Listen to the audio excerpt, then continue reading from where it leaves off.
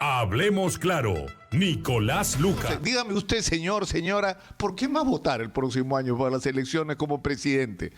Entonces comencemos esa discusión ahora y la vamos a hacer acá. Tenemos que retomar en Exitosa lo que hace años fue un proyecto que se llamaba Se Busca Presidente, pero tenemos que entender que lo que no estamos buscando o lo que estamos buscando no es una persona. Lo que tenemos que hacer es definir qué es lo que los peruanos queremos que ocurra a partir del próximo año. ¿Cómo queremos que se gobierne el país? El día de ayer, el presidente Martín Vizcarra sorprendió al país anunciando la convocatoria de elecciones generales para el día 11 de abril del año 2021. Exitosa. Y esta decisión nos enfrenta a un tremendo reto a los peruanos. ¿Quién diablos nos va a gobernar a partir del próximo año? ¿Quiénes nos van a representar en el Congreso? Y ese es el problema principal del Perú, porque todos y cada uno de los problemas que tenemos, es decir, una economía que ha crecido en términos macroeconómicos, pero que en términos de distribución de esa riqueza que el país ha generado ha tenido una falla de origen, que tiene que ver directamente con los resultados, después de décadas de aplicación de una estrategia económica y política y social. Tenemos un país donde la inmensa mayoría sobrevive a duras penas, sobreexplotada, sin ningún tipo de protección social, en trabajos absolutamente eventuales o en el mejor de los casos mal pagados, sin acceso a seguros, a servicios básicos. Tenemos un país donde hay millones de personas que no tienen agua potable, donde el sistema de salud, la educación pública, la seguridad, la justicia, el transporte son una desgracia. Es decir, no hay una correspondencia entre lo que hemos crecido en términos económicos y lo que hemos tenido como ganancia como país, como ganancia para los ciudadanos. ¿Y eso con qué tiene que ver? Con el esquema con el que se ha estado gobernando, donde finalmente se han tomado las decisiones en función de los grandes intereses, de los grupos económicos y de las transnacionales, y no en función de los intereses de la gente. Y con esto no estoy diciendo que hay que espantar a la inversión extranjera o que no hay que estimular a los empresarios privados correctos, es decir, a aquellos a los que no les encanta andar comprándose presidentes para que hagan lo que a ellos les gusta, sino empresarios, emprendedores que de los grandes también hay, para que se involucren y se comprometan y construyamos todos juntos un país que todos queremos. Pero tiene que haber un cambio para que no se siga gobernando para este grupo privilegiado, sino que se gobierne para los peruanos. Y entonces la discusión no es, y no puede ser, y no podemos permitir que una vez más sea escoger entre el menú que tenemos. Por Dios, dígame usted, señor, señora, ¿por qué va a votar el próximo año para las elecciones como presidente?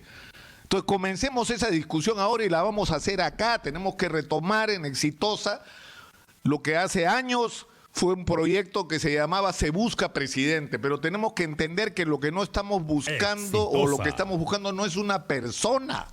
Lo que tenemos que hacer es definir qué es lo que los peruanos queremos que ocurra a partir del próximo año.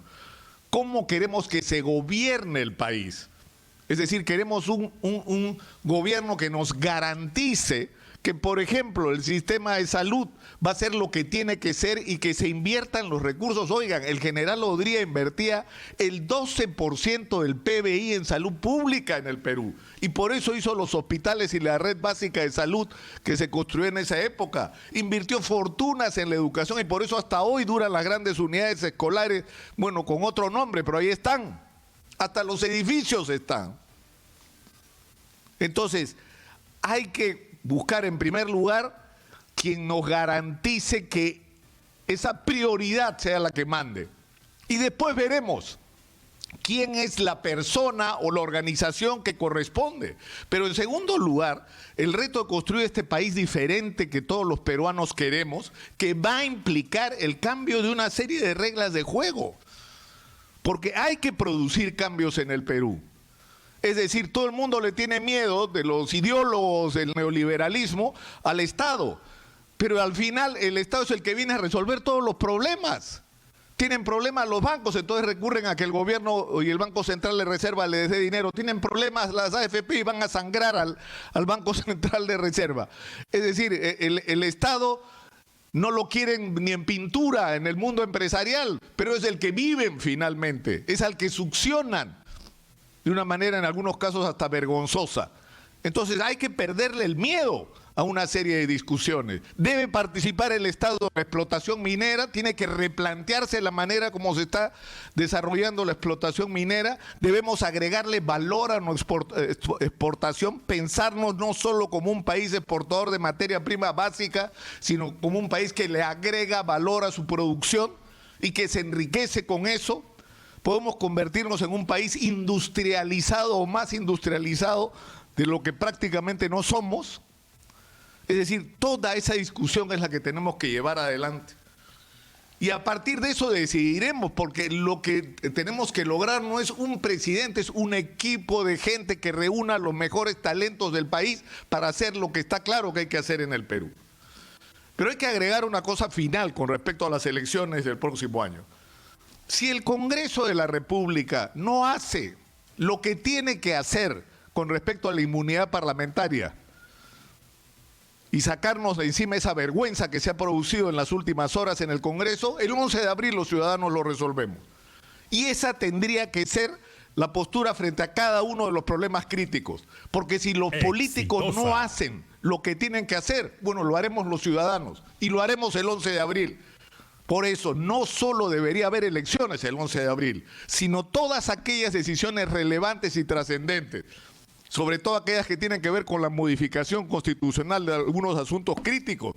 Si los políticos no tienen el coraje, la inteligencia y la sabiduría para hacerlo, los ciudadanos sí la tienen. Y lo haremos el 11 de abril. Hablemos claro, Nicolás Lucas.